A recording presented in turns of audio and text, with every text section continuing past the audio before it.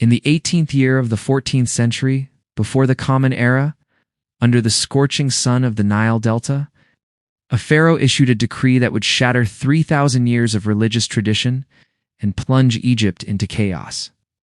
Amenhotep the Fourth, son of Amenhotep the Third, stood before the great temple of Karnak and declared that all the gods of Egypt were false save one. The young king, barely past his 20th year, had inherited the wealthiest empire the ancient world had ever known. Egypt stretched from the fourth cataract of Nubia in the south to the borders of Hatti in the north. Gold flowed from the mines of Wada. Tribute arrived from vassal states in Canaan and Syria. The priesthood of Amun-Ra, centered at Karnak, controlled nearly one-third of Egypt's cultivable land and commanded wealth that rivaled the pharaoh himself. Into this prosperous realm, Amenhotep brought revolution. The king proclaimed himself the sole prophet of the Aten, the sun disk, and changed his own name to Akhenaten, effective spirit of the Aten.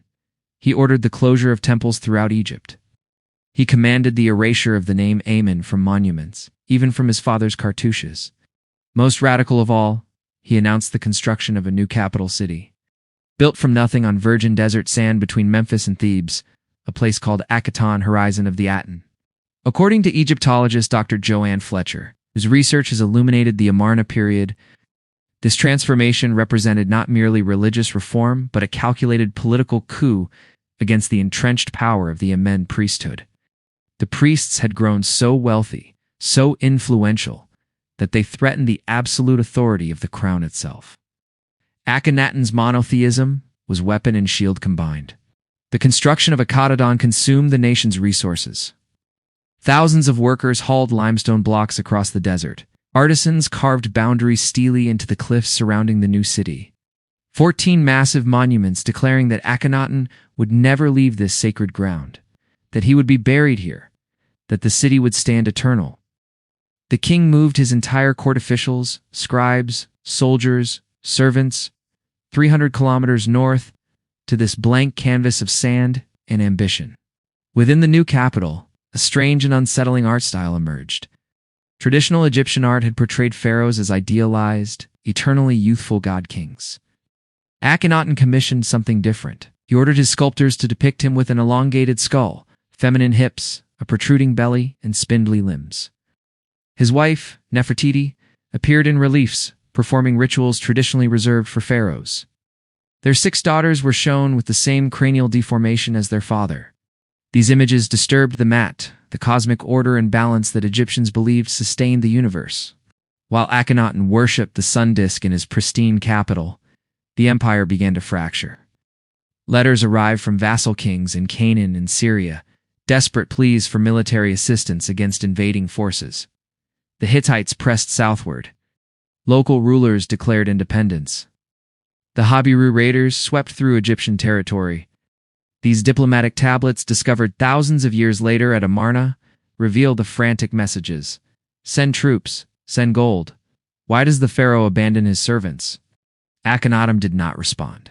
He remained in Akhenaten, celebrating the Aten with his family, composing hymns to his god, while the Asian provinces collapsed. The professional military class, long dependent on campaigns for wealth and status, found themselves idle. The priesthood, stripped of power and livelihood, seethed with resentment. The common people, denied access to their traditional gods and the promise of afterlife, those deities guaranteed, faced spiritual terror. The farmers of the Nile Valley watched their surplus grain flow northward to feed Akhenaten's dream city, while their own bellies cramped with hunger. The heretic pharaoh had set Egypt on a path toward catastrophe. By the 12th year of Akhenaten's reign, approximately 1336 before the Common Era, the cracks in his religious revolution had become chasms. The royal family, once depicted in intimate domestic scenes unique in Egyptian art, began to fragment.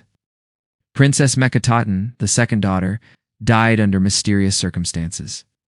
Shortly afterward, Nefertiti vanished from all official records. Some scholars theorize she fell from favor. Others suggest she may have ruled briefly under a different name. The absence of Egypt's most famous queen signaled something profound had broken within the palace walls. The economy hemorrhaged. The closure of traditional temples had eliminated thousands of jobs priests. musicians, embalmers, craftsmen who carved votives, farmers who worked temple lands. These displaced workers flooded into Akhenaten, seeking employment, but the new capital could not absorb them all. Archaeological evidence from workers' villages at Amarna reveals malnutrition, untreated injuries, and hasty burials lacking the grave goods that Egyptians considered essential for the afterlife. Oh. The people building Akhenaten's utopia were suffering. The foreign situation deteriorated into disaster. The cuneiform tablets from Akhenaten's foreign office paint a portrait of systematic neglect. Ribheta, the loyal ruler of Kubla modern Bibla, sent over 50 letters begging for intervention against the expanding power of Abdi Ashirda of Amurru. "Why do you remain idle?" Ribheta wrote. "The lands of the king, my lord, are being lost." Akhenaten sent no armies. Eventually, Ribheta was deposed and presumably killed. Kubla, which had been Egyptian for centuries, fell to enemies. Further south, Abdi Hiba of Jerusalem sent increasingly desperate messages. The Habiru warriors were seizing Egyptian territories. Local rulers were defecting to the Hittite sphere. "The king has no lands left," one tablet declared. "Should we do like Labayu and give the land of Jerusalem to the Habiru?" The pharaoh's silence was answer enough. City after city acknowledged new masters. The domestic opposition to Akhenaten coalesced around the traditional power structures he had attempted to destroy. The priests of Amen, driven underground but not eliminated, maintained networks throughout Egypt. The military commanders, watching the empire their grandfathers had conquered slip away, grew increasingly hostile to a pharaoh who would not fight. The civil administration, staffed by families who had served Egypt for generations, witnessed with alarm the preferment of Akhenaten's personal devotees over experienced officials. In Thebes, the great temples stood empty and defaced. Where Akhenaten's agents could reach, they had systematically chiseled out the name and images of Amun-Ra, but they could not erase memory. The citizens of Thebes remembered the festivals, the processions, the sense of cosmic order that the old religion had provided. They remembered when Egypt had been strong, when pharaohs led armies to victory, when the gods smiled upon the Black Land. Akhenaten's Aton offered none of this, only an exclusive relationship between king and deity that shut out the common people entirely. The king responded to crisis by retreating deeper into his theological obsessions. He composed elaborate hymns to the Aten, poetry of genuine beauty that praised the sun disk as creator and sustainer of all life. "You arise beauteous in the horizon of the heavens, O living Aten, who creates life," the great hymn proclaimed. But while Akhenaten celebrated his god's universal benevolence, Egyptian soldiers died defending shrinking borders, and Egyptian peasants starved feeding a capital city that produced nothing but ideology. In approximately 1334 before the Common Era, after 17 years of rule, Akhenaten died. The circumstances remain unclear, possibly plague, possibly assassination, possibly simple illness. He left behind a traumatized nation, a shattered empire, a failed capital city, and a crisis of succession that would nearly destroy the 18th dynasty. Mummy has never been definitively identified, though some scholars believe it rests in Tomb KV55 in the Valley of the Kings, stripped of identifying inscriptions by those who despised his memory. The heretic was gone, but his catastrophe was only beginning. In 1332, before the Common Era, a child of perhaps 8 or 9 years ascended to the throne of a dying empire. Born Tutankhamun, the living image of the Aten, the boy pharaoh inherited catastrophe. Egypt faced military collapse, economic ruin, religious trauma, and administrative chaos. The child king, likely Akhenaten's son by a minor wife, possessed neither the experience nor the power to rule.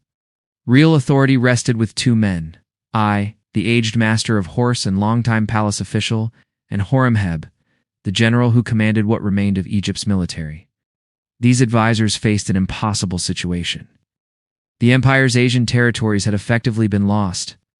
The treasury was depleted, administrative apparatus was fractured between Atenist loyalists and traditionalist opposition, the population seethed with resentment against the Amarna revolution. Most critically, the spiritual fabric of Egypt had been torn apart. Without the traditional gods, without the promise of afterlife guaranteed by Osiris, without the cosmic order of Mat, Egyptian civilization itself was threatened. The counter-revolution began immediately, then 3 years of taking the throne. The The boy king's name was changed to Tutankhamun, living image of Amen. The king issued a restoration stele, discovered at Karnak. That detailed the devastation Akhenaten had wrought.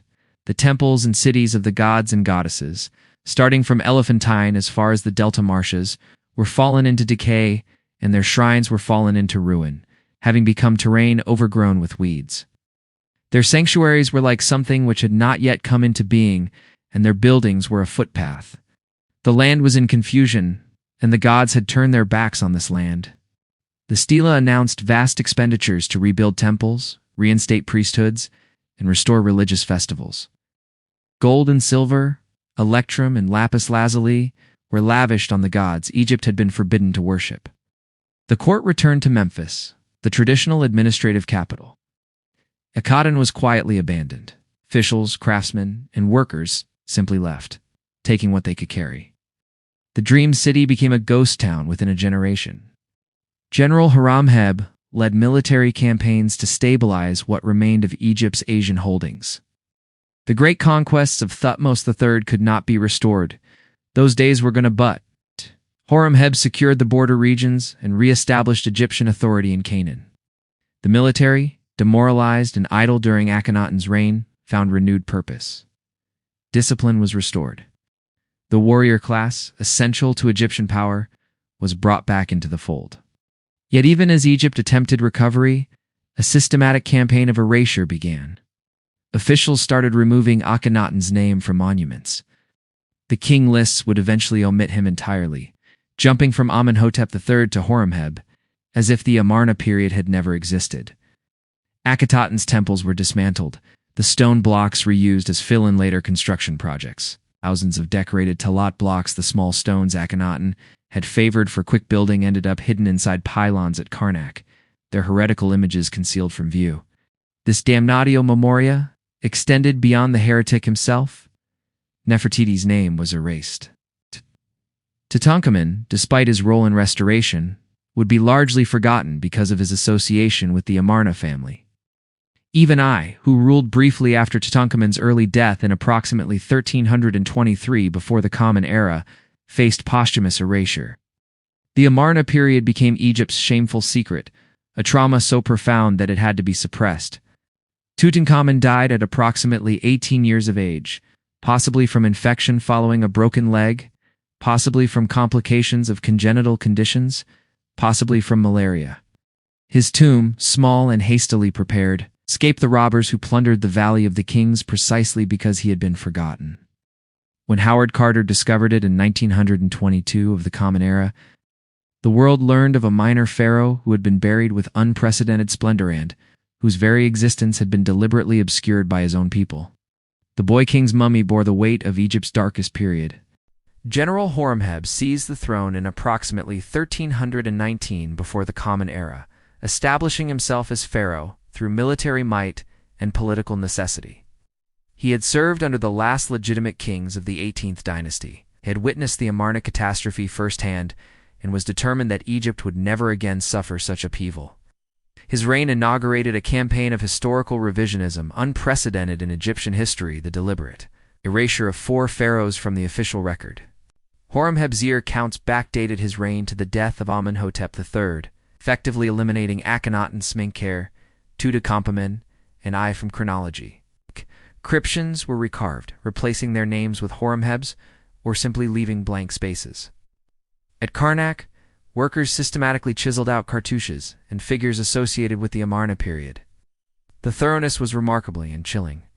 Egypt, a civilization that believed names held power, that identity persisted beyond death, was committing something close to spiritual murder. The abandoned city of Akhenaten became a quarry. Later pharaohs of the 19th dynasty, particularly Ramesses II, stripped the site for building materials. The boundary stele remained, carved too deeply into cliffs to remove easily. The palaces, temples, and administrative buildings were reduced to foundations. Desert sands swallowed what remained. Within a century, no one lived there. Within 2 centuries, precise knowledge of its location was lost. Yet the trauma of the Amarna period marked Egyptian consciousness in subtle ways. The 19th dynasty, pharaohs Ramesses I, Seti I, Ramesses II, became obsessed with demonstrating their adherence to Mat and traditional religion. Ramesses II, built on a scale not seen since the Old Kingdom, covering Egypt with temples and monuments proclaiming his piety. The great hymns and inscriptions of this era repeatedly emphasized the pharaoh's role as maintainer of cosmic order, protector of the gods, warrior defending Egypt's borders.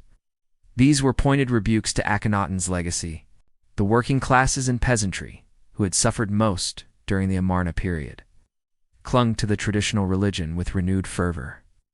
Archaeological evidence from the later New Kingdom shows an explosion of personal piety, small stelae, votive offerings, amulet objects that allowed ordinary Egyptians to commune directly with gods without priestly intermediation.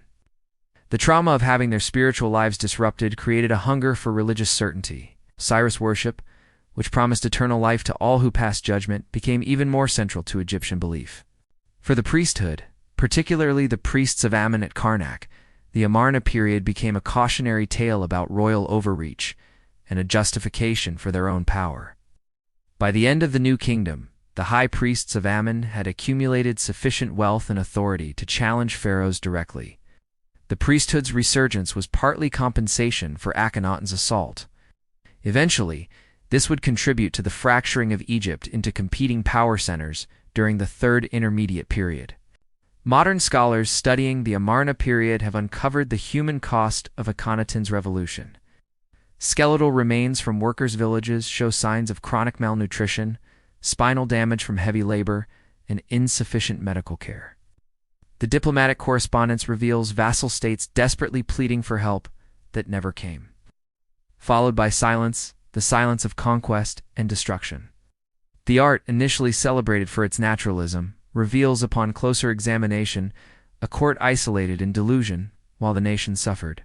Some historians have romanticized Akhenaten as a visionary monotheist, a proto-religious reformer, centuries ahead of his time. But this interpretation ignores the evidence of suffering his policies inflicted. His revolution was imposed from above without popular support, maintained through suppression of traditional practice, and ultimately failed because it served the pharaoh's interests rather than his people's needs. The 3,000 years of Egyptian civilization that bracketed the Amarna period suggest that Egypt's traditional religious system, for all its complexity, provided something that Akhenaten's austere monotheism could not: a meaningful relationship between the common person and the divine, and a promise that death was not oblivion. The curse of Akhenaten was forgetting and being forgotten. For 3,000 years, Akhenaten remained buried in Egypt's collective amnesia. His name expunged from king lists, his city lost beneath desert sands. But in 1824 of the Common Era, Jean-François Champollion's decipherment of hieroglyphics began to resurrect ancient Egypt's silenced voices. In 1887, a local Egyptian woman, digging for fertile soil near the village of El Til, discovered something extraordinary: clay tablets inscribed with wedge-shaped cuneiform writing. These were the Amarna letters, the diplomatic correspondence that revealed the collapse of Egypt's Asian empire.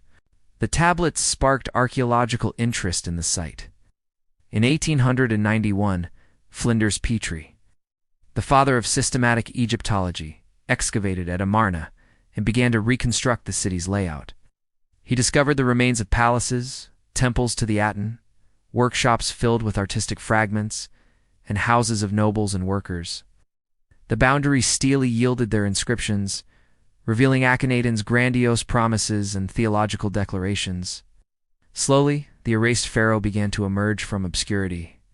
The early 20th century brought more discoveries. In 1912, German archaeologists led by Ludwig Burchard uncovered the workshop of the sculptor Thutmose, there buried in rubble where it had lain since the city's abandonment. They found the painted limestone bust of Nefertiti image that would become one of the most recognized artifacts from ancient Egypt, second only perhaps to Tutankhamun's golden mask. The queen, who had vanished from history, reappeared with startling immediacy, her face preserved in breathtaking detail. Howard Carter's discovery of Tutankhamun's tomb in 1922 revealed another piece of the puzzle. The minor king buried with unprecedented wealth, his name carefully restored to legitimacy, his mummy bearing signs of genetic conditions possibly linked to royal inbreeding. The the treasures of the boy king captivated the world. But they also raised questions about why such a minor ruler received such treatment, questions that led back to Akhenaten and the Amarna trauma. Modern scientific analysis has added layers of understanding. DNA studies published in 2010 examined royal mummies from the 18th dynasty, revealing family relationships and genetic conditions that may have influenced the Amarna period's strange art. CT scans and forensic analysis have provided medical information about the royal family's health. Chemical analysis of artifacts has illuminated economic patterns. Remote sensing technology has mapped the full extent of Akhenaten beneath the sand. Contemporary scholars grapple with how to assess Akhenaten. Was he a visionary whose ideas were simply too radical for his time? Or was he a narcissistic tyrant who traumatized his civilization to satisfy personal theological obsessions? Dr. Joann Fletcher and other Egyptologists have argued for a nuanced view that acknowledges both Akhenaten's genuine religious conviction and the devastating consequences of his policies. He believed his vision of the Aten, but his belief cost Egypt its empire, its prosperity, and its spiritual security. The Amarna period offers uncomfortable lessons for the modern world. It demonstrates how revolutionary ideology, imposed without popular consent or practical consideration, can devastate stable societies. It shows how leaders isolated in echo chambers of their own beliefs can ignore evidence of disaster unfolding around them. It reveals the human cost of using religious or political transformation as a weapon against institutional rivals. These patterns remain grimly familiar across history and into the present. Most poignantly, the Amarna period illustrates the resilience of collective memory and the impossibility of total historical erasure. Despite systematic damnatio memoria, despite the abandonment of Akhenaten, despite centuries of deliberate forgetting, the truth emerged. The archaeological record preserved what official history tried to destroy. The heretic pharaoh's curse to be forgotten ultimately failed. We remember Akhenaten now not as he wished to be remembered, as the enlightened prophet of the Aten, but as the architect of Egypt's darkest period. The desert wind still blows across the ruins of Akhenaten, carrying sand over broken foundations, where a pharaoh's dream became his people's nightmare.